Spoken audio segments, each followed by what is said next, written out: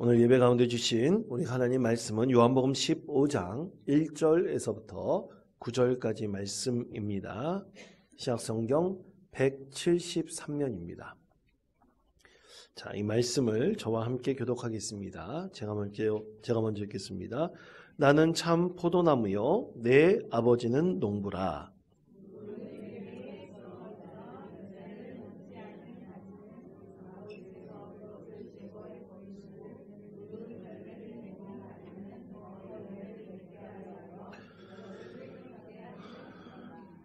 너희는 내가 일러준 말로 이미 깨끗하여졌으니 내 안에 거하라. 나도 너희 안에 거하리라. 가지가 포도나무에 붙어 있지 아니하면 스스로 열매를 맺을 수 없음 같이 너희도 내 안에 있지 아니하면 그러하리라. 나는 포도나무요 너희는 가지라. 그가 내 안에 내가 그 안에 거하면 사람이 열매를 많이 맺나니 나를 떠나서는 너희가 아무것도 할 수 없습니다. 사람이 내 안에 거하지 아니하면 가지처럼 밖에 버려져 마르다니 사람들이 그것을 모아다가 불에 던져 사르느니라. 너희가 내 안에 거하고 내 말이 너희 안에 거하면 무엇이든지 원하는 대로 구하라. 그리하면 이루리라.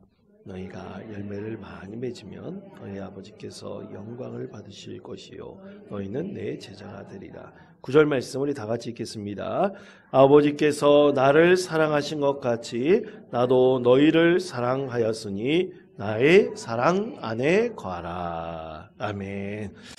여러분 마음 챙김이라는 말 들어보셨습니까? 영어로는 mindfulness라는 단어로 사용하는데 굉장히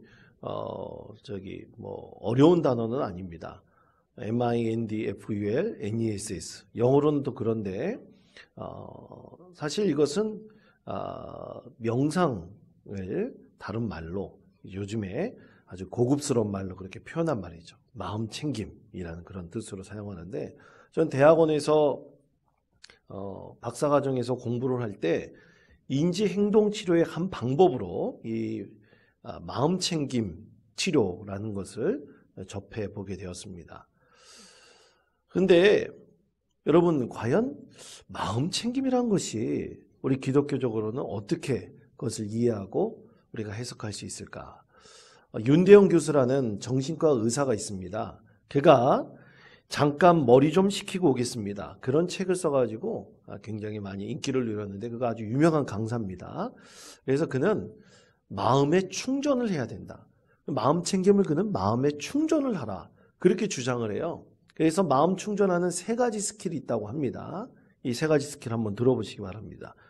그러니까 우리가 이제 마음 충전이라 그럴 때 우리는 보통 마음 수정 행동을 어떻게 보면 주로 우리가 이렇게 해야 된다. 저렇게 해야 된다.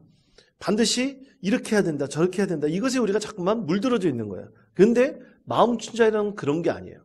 그냥 자유롭게 내버려 둔다. 이런 의미를 갖고 있는데 그 스킬이 첫 번째가 내가 좋아하는 것 찾기.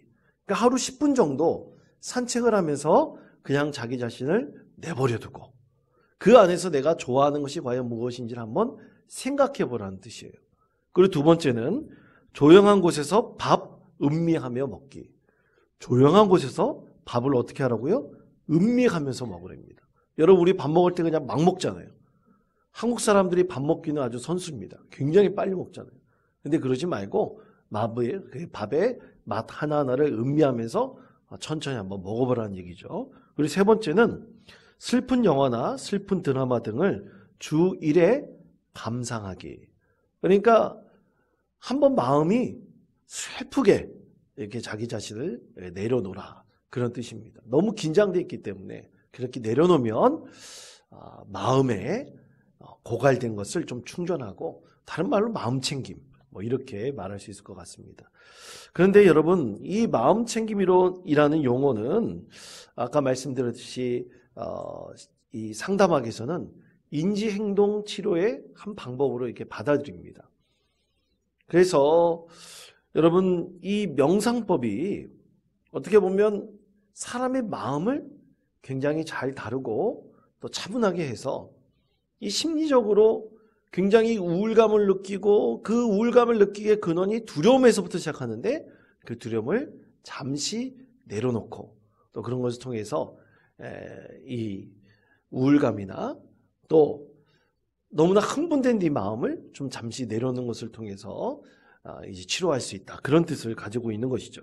그러나 여러분, 우리가 이 마음챙김이라는 말은 오늘날 많은 사람들이 굉장히 좋아하고 또 그것을 받아들이는 분들이 굉장히 많습니다. 현대인들이 그렇게 바쁘고 늘 긴장돼 있고 또 굉장한 스트레스 가운데 놓여 있기 때문에 미국에서는 굉장히 이것이 센세이션을 일으키고 또 많은 사람들에게 이 공감을 받고 있지만 사실 이 우리 현대인들이 잊어버린 것이 있습니다. 그것은 우리가 내 안에 있는 이 하나님께서 나에게 만들어 놓은 그 깊은 하나의 씨앗 같은 것이 있거든요. 그것이 영성이라는 것인데 그것을 우리가 점점 현대사회에서 잃어버리고 있기 때문에 우리는 사실 이런 마음챙김 또는 명상이라는 것이 나에게 굉장히 위로를 줄 수 있다. 우리는 그렇게 여기고 있습니다.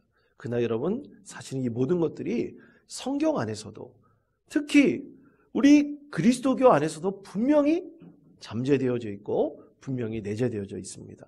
우리 예수님께서는 바로 이것을 가장 먼저 실천하신 분입니다. 자, 성경 말씀에 보면 마가복음 1장 35절에 이런 말씀이 있습니다. 새벽 아직도 밝기 전에 예수께서 일어나 나가 한적한 곳으로 가사 거기서 기도하시더니. 아멘. 이 말씀이 있어요. 기도하실 때 예수님께서 어디로 가셨다고요? 한적한 곳으로 가셨다는 거예요. 여러분, 기도할 때 꼭 한적한 곳으로 갈 필요가 있습니까? 없습니까? 꼭 없죠. 어디서든 우리가 기도할 수 있습니다. 근데 예수님께서는 어디를 찾으셨다고요? 사람들이 없는 한적한 곳. 사람들이 없다는 곳은 조용한 곳이고 시끄럽지 않은 곳이에요. 나와 하나님과 교제할 수 있는 곳입니다. 그곳에 가셔서 예수님께서는 그때 무엇을 하셨냐면 사실은 제가 아까 말씀드린 명상이라고 한다면 마음 챙김을 하신 거예요. 예수님께서 이미 그것을 실천하셨습니다. 그렇게 예수님께서 하나님과 교제하시고 만나시고 그 하신 것을 조용하게 묵상하시면서 실천하셨던 것이 우리 기독교의 역사 속에 그대로 숨어져 있습니다. 그래서 그것이 예수님께서 이 교회를 먼저 시작하시고 많은 사도들이 복음을 증거하면서 곳곳에 이제 교회가 생기기 시작했지 않습니까? 그러면서 사람들이 자기 신앙을 대놓고 신앙생활을 할 수 없었어요. 그래서 하나님께 기도할 때 오늘날 우리처럼 마음 놓고 통성 기도할 수 없었습니다. 그러다 보니까 자연스럽게 하나님 말씀을 하나 들으면 그 말씀을 되뇌면서 어떻게 하게 됐습니까? 묵상하게 된 거예요. 자연스럽게 조용하게 하나님의 말씀을 묵상하게 되었습니다. 묵상하기 시작하면서 그것이 이제 점점 발전하기 시작을 했고 그것이 2세기에서부터 4세기 사이에서 기독교의 확산과 부흥을 일으켰던 수도원 운동으로 확산되기 시작을 했죠. 그래서 전 유럽에 곳곳에 가보면 지금도 유럽을 여행하다 보면 곳곳에 수도원이 있는데 수도는 바로 한적한 곳에 나가서 어떤 곳입니까? 기도하는 곳이에요. 그것이 오늘날 우리 개신교에서는 무엇으로 발전했냐면 이게 큐티로 발전하게 된 것이죠.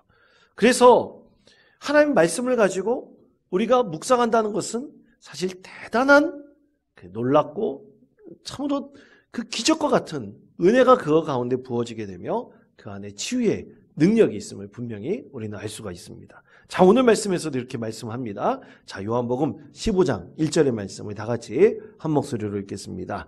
나는 참 포도나무여 내 아버지는 농부라. 아멘.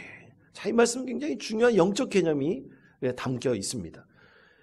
여러분, 여기서 의문이 있는데 하나님, 예수님, 성령님은 뭡니까? 삼위일체 하나님이시잖아요. 삼위일체 되신 하나님인데. 그런데 오늘 표현하기로 그 영적 개념으로 이렇게 표현하고 있죠. 나는, 예수님께서 나는 뭐라고요? 참 포도나무고. 그리고 내 아버지는 농부라라고 했어요. 그런데 이게 말이 좀 역설적으로 맞지 않지 않습니까? 하나님과 예수님은 동등하신 분이에요. 동일하신 분이에요. 성령님도 그런 분이십니다. 그런데 어떻게 하나님은 농부 되시고 예수님이 포도나무가 되실까? 우리는 이것에 대해서도 분명히 의문을 가질 수가 있습니다. 이것은 사실 우리 하나님과 우리와의 관계, 또 예수님과 우리와의 관계를 참으로 예수님께서 자기의 입장에서 그것을 우리에게 이해시키기 위해서 우리 하나님은 뭐라고요? 농부라고 설명을 하셨고 예수님은 포도나무다. 이렇게 표현하고 계신 것이죠.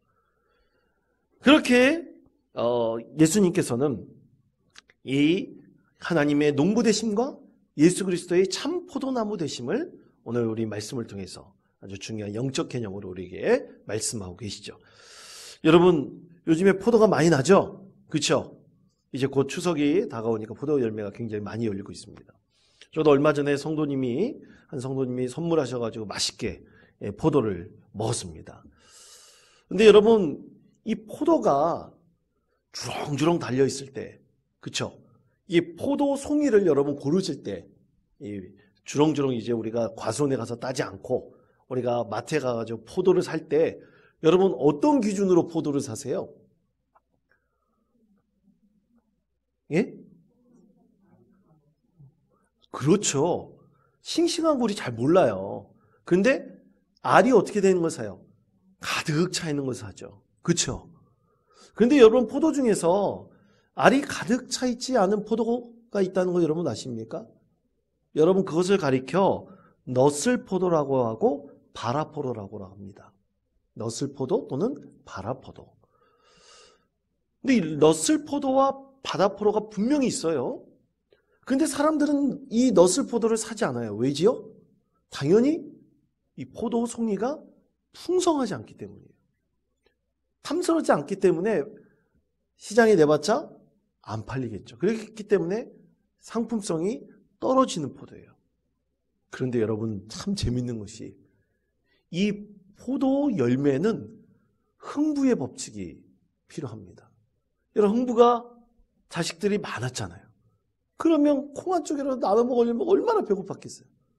그런데 만약 자식이 하나만 있다고 생각해 보세요. 둘만 있다고 생각해 보세요. 그럼 더 먹을 것이 많아지겠죠. 그것처럼 여러분 이 너슬포도 또는 바라포도가 사실 이 시장에 나오는 포도보다 더 맛있다고 합니다. 그래서 여러분 가능하면 과수원에 가셔서 너슬포도를 사시길 바랍니다. 보기는 그렇게 좋지 않아도 당도는 끝내준다 그래요. 그러니까 이 포도라는 것이 참으로 하나님께서 우리에게 주신 참으로 귀한 선물이죠. 그래서 여러분 포도는 신이 내린 선물이라고 합니다. 포도에 뭐가 많냐면 항산화 물질이 많아요. 그래가지고 포도를 너무 많이 먹으면 또 과당이 돼서 문제겠지만 적당히 우리 포도를 먹으면 그것이 우리 몸에 굉장히 유익합니다. 자, 그러면 이렇게 좋은 양분을 공급할 수 있는 분이 누구시냐? 바로 오늘 말씀에서는 농부이신 하나님이시라고 이렇게 분명하게 말씀하고 있죠. 그럼 농부는 이 포도의 열매를 주렁주렁 탐스럽게 또는 너슬포도든 간에 하여간 포도 가지에 포도 열매가 잘 자라게 하기 위해서 농부는 무엇을 합니까? 거기다가 거름을 주죠. 그리고 적당한 농약도 뿌립니다. 그리고 거기다가 물도 주죠. 그리고 여러분 만약 햇빛이 잘 비치지 않게 됐다면 어떻게 합니까? 가지도 쳐져가지고 이 적당한 이 포도의 햇빛이 비치도록 합니다. 아주 중요한 일조량을 잘 비칠 수 있도록 하는 것이죠. 이 모든 것들을 다 농부가 합니다. 그리고 그렇게 농부가 열심히 이 포도나무를 잘 자라게 하면 반드시 많은 열매를 맺게 되는데 그때 잘 자라는 나무, 진짜 극상품 포도를 맺을 수 있는 나무를 오늘 예수님께서는 뭐라고 말씀하셨습니까? 자기 자신에 대해서 참 포도나무라고 말씀하셨습니다. 참 포도나무의 반대는 거짓된 포도나무겠죠. 근데 거짓된 포도나무는 없어요. 근데 참 포도나무 아닌 포도나무는 뭡니까? 그것은 잘 맺지 못하는 포도나무예요. 바로 예수님께서는 내가 진짜 참 포도나무다. 진짜 열매를 맺을 수 있는 참 포도나무다. 이렇게 말씀을 하셨습니다. 그리고 참 포도나무인 우리 예수님께 붙어있는 우리는 뭐라고 말씀하십니까? 요한복음 15장 5절에서 이렇게 말씀합니다. 15장 5절 말씀 우리 다 같이 한 목소리로 읽겠습니다. 나는 포도나무요 너희는 가지라. 그가 내 안에 내가 그 안에 거하면 사람이 열매를 많이 맺나니 나를 떠나서는 너희는 아무것도 할 수 없습니다. 아멘. 자, 그렇습니다. 예수님께서는 포도나무고 우리는 가지예요.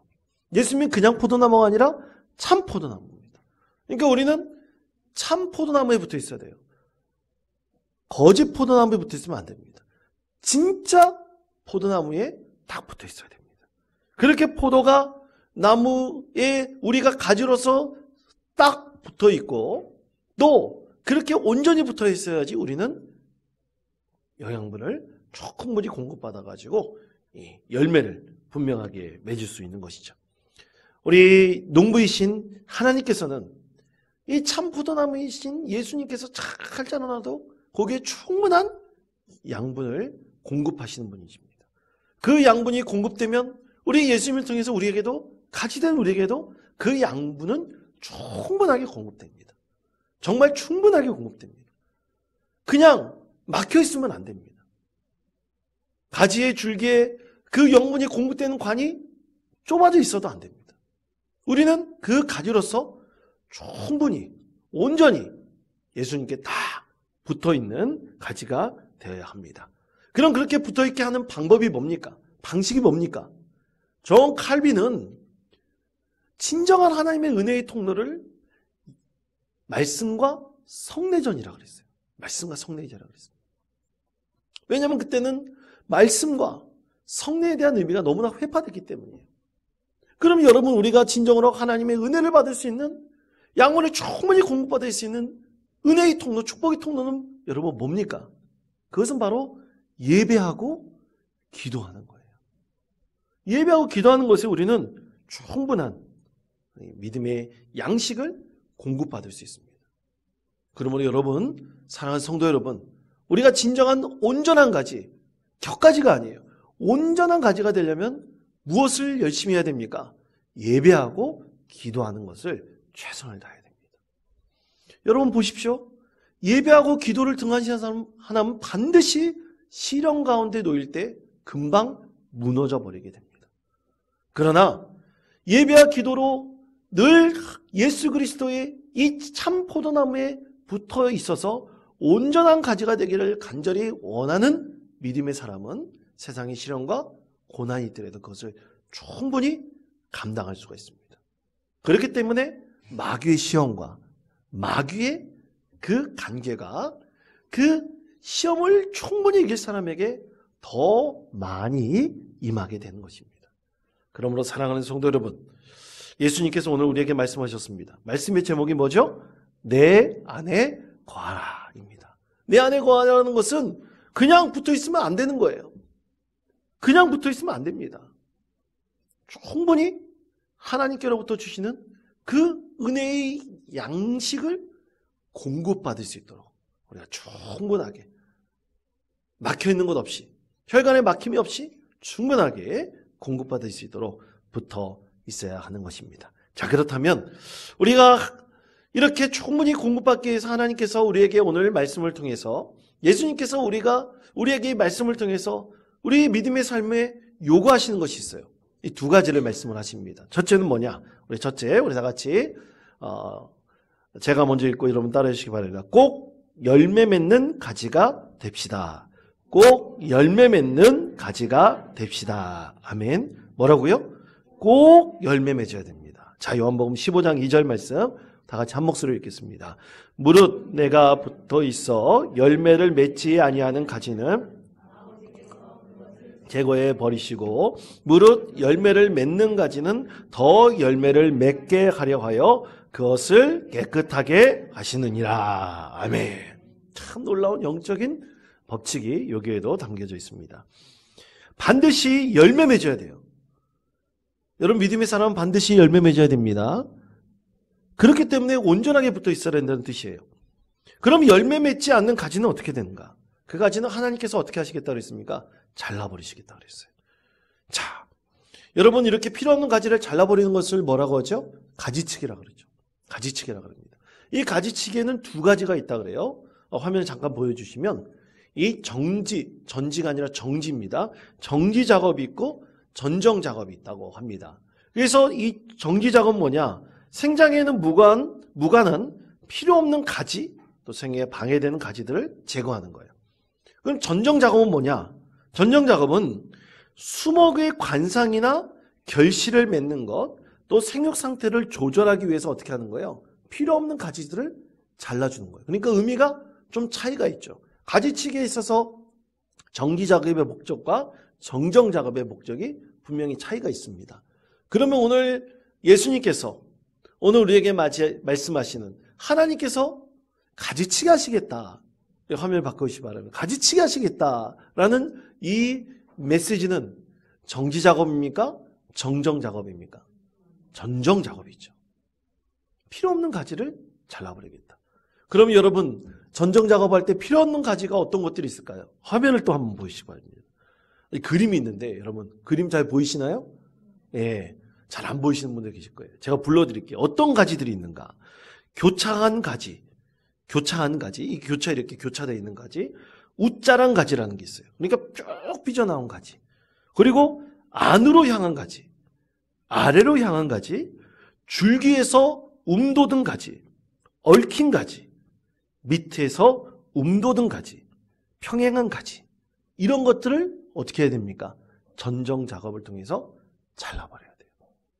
그러면 온전한 딱 잘 붙어 있고 반드시 포도 열매를 맺을 수 있는 가지는 더 잘 자라나게 되겠죠. 여러분 이것이 바로 오늘 말씀을 통해서 예수님께서 농부시 하나님께서 그 필요 없는 가지를 제거해 버리시겠다. 그런 분명한 뜻을 우리가 이것을 통해서 이해할 수가 있습니다. 여러분 우리 하나님께서는 기술이 참 좋으신 분입니다. 필요 없는 가지에 대해서 너무나 잘 아셔요. 그만큼 영적인 노하우가 갖고 계신 분이 바로 우리 하나님이시죠. 자, 그렇다면 여러분 우리는 어떤 가지입니까?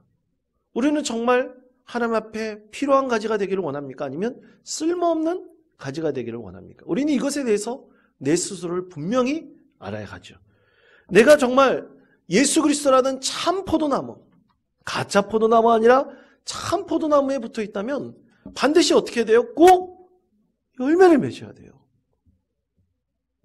대충 그냥 이런 게 아니라 반드시 열매를 맺어야 됩니다. 그렇지 않으면 우리 하나님께서 그 열매의 가지, 맺지 못하는 가지는 반드시 잘라버리시겠다 말씀하셨습니다.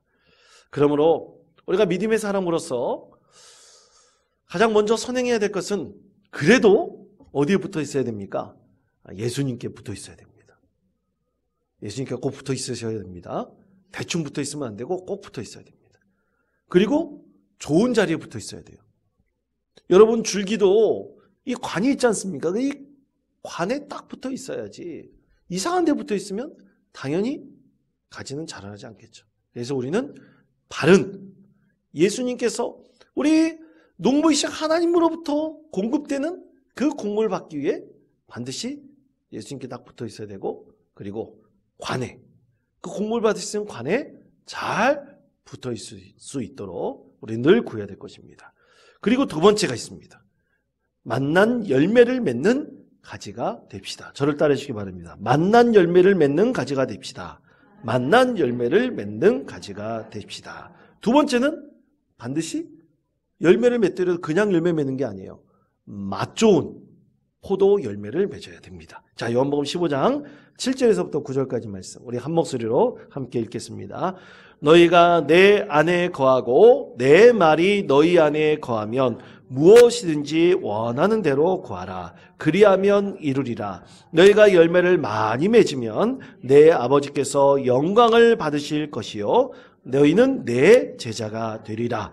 아버지께서 나를 사랑하신 것 같이 나도 너희를 사랑하였으니 나의 사랑 안에 거하라. 아멘. 자, 아까 말씀드린 대로 전정 작업의 목적은 만난 열매를 거두기 위해서 필요 없는 가지를 잘라버린다고 했어요. 그러면 포도는 열매를 맺어야 돼요. 그것이 진짜 극상품 포도송이든 너슬 포도든 간에 반드시 맺어야 됩니다. 그런데 너슬 포도는 다 버려버릴까요? 아니에요. 여러분, 너슬 포도는 시중에 나가서 사람들의 손에 팔리지는 않겠지만 그 너슬 포도는 버리는 게 아닙니다. 반드시 사용합니다. 그냥 버리지 않아요. 날깃잼을 만드는 데 사용하기도 하고 포도즙을 짜는 데도 사용하기도 합니다. 그 포도를 이용해서 이루어지는 모든 상품을 만들 때 너슬 포도를 이용하는 거예요. 그러니까 하나도 버릴 게 없죠. 그런데 만약 삐쩍 말라버리고 아무 맛도 없는 포도, 그리고 정말 상품의 가치가 정말 하나도 없는 포도, 그 송이를 맺는다면 어떻게 해야 돼요? 그거는 진짜 아무 소용도 없고 사용도 못할 것입니다. 그렇기 때문에 반드시 우리는 어떤 포도 열매를 맺어야 되느냐? 만난 포도 열매를 맺어야 됩니다. 그러면 그리스도인에 있어서 가장 만난 열매는 무엇일까요? 그것은 오늘 성경 말씀에서 분명하게 말씀하고 있습니다. 사랑의 열매입니다. 사랑의 열매를 맺는 거예요. 우리 15장 9절 말씀 읽었죠? 15장 9절 말씀에서 뭐라고 말씀하고 있습니까? 아버지께서 나를 사랑하신 것 같이 나도 너희를 사랑하였으니 나의 사랑 안에 거하라. 아멘. 이것이 공급의 목적이죠. 하나님 사랑이 예수 그리스도를 통해서 이루어졌고 그 예수 그리스도의 사랑이 누구를 통해서 맺어져야 됩니까? 우리를 통해서, 반드시 믿음의 사람인 우리 가지된 우리를 통해서 그 열매가 맺어져야 됩니다. 이것이 최고의 열매죠. 최고의 열매를 맺을 수 있도록 우리는 늘 애쓰고 노력해야 될 것이라고 믿습니다. 8절 말씀에 보면 너희가 열매를 많이 맺으면 내 아버지께서 무엇을 받으시겠다고 했습니까? 영광을 받으실 것이요 그랬습니다. 사랑하는 성도 여러분, 열매를 많이 맺는 믿음의 성도 되시기를 축복합니다. 우리 교회 성도들이 가지가 다 되어가지고 모두 다 사랑의 열매를 많이 맺으면 누가 영광을 받으십니까? 하나님께서 당연히 영광을 받으십니다. 그 믿음의 공동체에 부어주시는 은혜는 너무나 놀랍고 끝내주는 참으로 하나님의 진정한 축복의 은혜를 우리 가운데 반드시 부어주실 것입니다. 그러나 그렇게 노력하지 않는 교회, 노력하지 않는 공동체, 노력하지 않는 성도, 아무것도 하나님께서 주시지 않습니다. 줄 필요가 없죠. 다른 곳에 부어주어야, 오히려 다른 곳에 더 부어주어야 하나님께서 영광 받으실 많은 열매를 거두게 되는데, 아무것도 바라지도 않고 아무것도 원하지도 않고 아무것도 구하지 않는 믿음의 공동체 가운데 과연 무엇을 맺게 해주시겠습니까?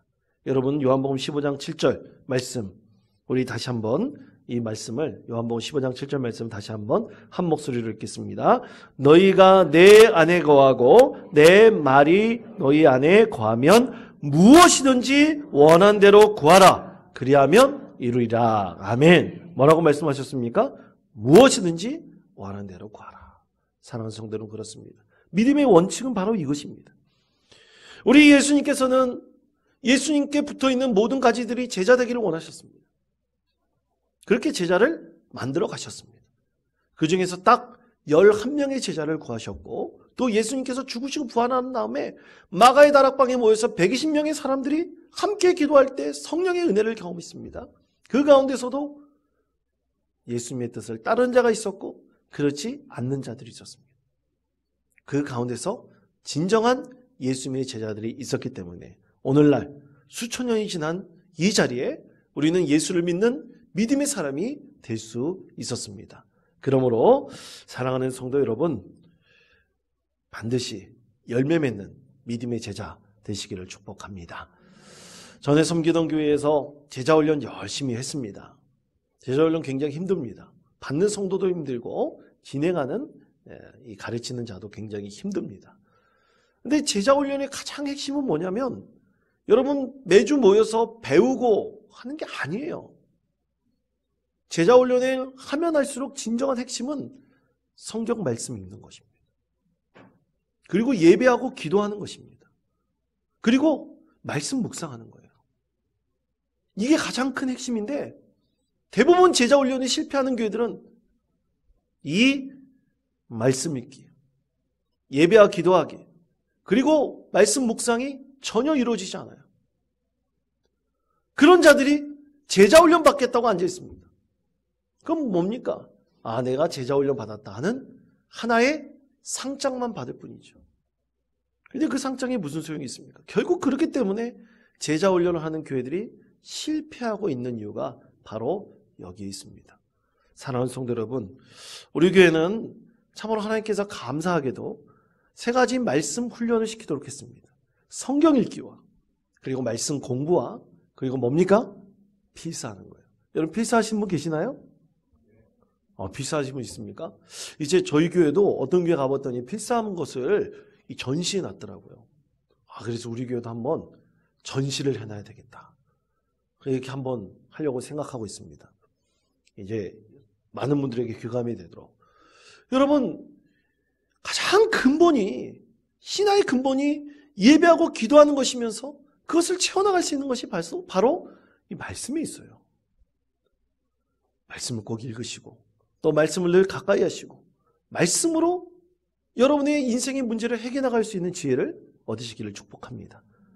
그것이 진정한 인생의 해답이 있습니다. 그것을 여러분 꼭 기억하시며 여러분 꼭 말씀에 최선을 다하시는 믿음의 성도 되시기를 축복합니다. 여러분 반드시 열매를 맺으십시다. 그리고 열매 맺을 때 어떤 열매를 맺어야 됩니까? 만난 믿음의 열매, 사랑의 열매를 꼭 맺으시길 축복합니다. 그래서 여러분의 삶을 통해서 진정으로 하나님께 영광을 올려드리는 믿음의 성도 되시기를 간절히 축원드립니다.